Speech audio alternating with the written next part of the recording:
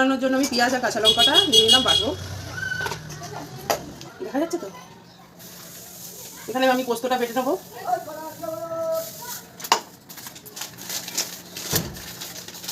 পোস্ত চাল মগজটা দিয়ে দিলাম কিছুটা, কাজু দিয়ে দিলাম। তো আমি এখানে 1 কিলোর উপরে একটু মাংস নিয়ে নিয়েছি, তো এই পেঁয়াজ বাটাটা লঙ্কা বাটাটা দিয়ে দিলাম। আর এখানে হচ্ছে পোস্ত বাটা, কাজু আর চাল মগজটা দিয়ে দিলাম।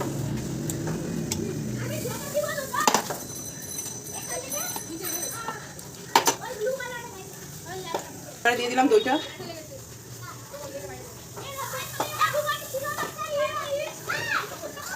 এবার দিয়ে দিচ্ছি নুনটা, পরিমাণ মতো নুনটা দিয়ে দিলাম।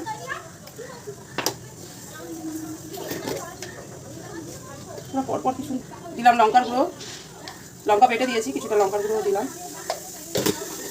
কেওড়া জল আর একটু গোলাপ জল। সাদা তেল, রিফাইন তেল দিয়ে দিলাম। একটু ছাতু, বেসন বা ছাতু যে কোনো একটা দিতে পারেন, তো আমি দিলাম ছাতুটা। দিয়ে দিলাম গুঁড়ো গরম মশলা দিয়ে আমি এটা একটু ভালো করে মাখিয়ে নেব। মাখিয়ে নিয়ে ঘন্টাখানেকের জন্য রেখে দেবো। তো আদা রসুনটা আমি মিক্সিতে বেটে রেখেছিলাম, সেটা দিতেই ভুলে গেছি, লাস্টে দিয়ে দিলাম আদা রসুনটা।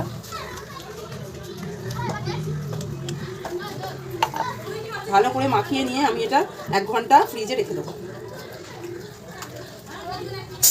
1 ঘন্টা হয়ে গেছে, আমি ম্যারিনেট করে রেখেছি। তো এবার আমি চাপটা বসাবো। একটু সাদা তেল দিয়ে দিলাম এতে ঘি।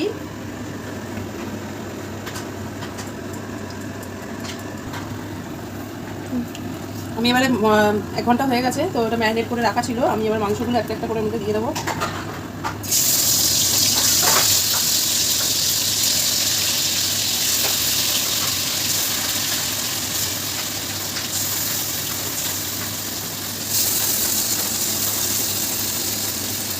বারো 13 চলতে বলছি না কেন?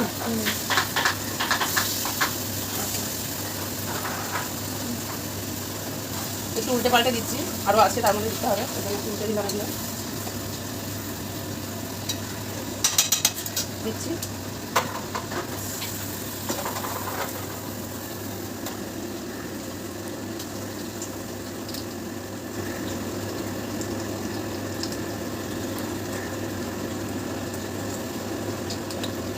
একটা কড়াইয়ের মধ্যে ধরে গেছে।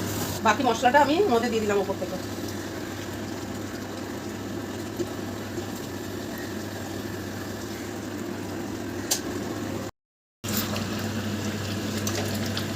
আমি নেড়ে দিয়েছি একটু।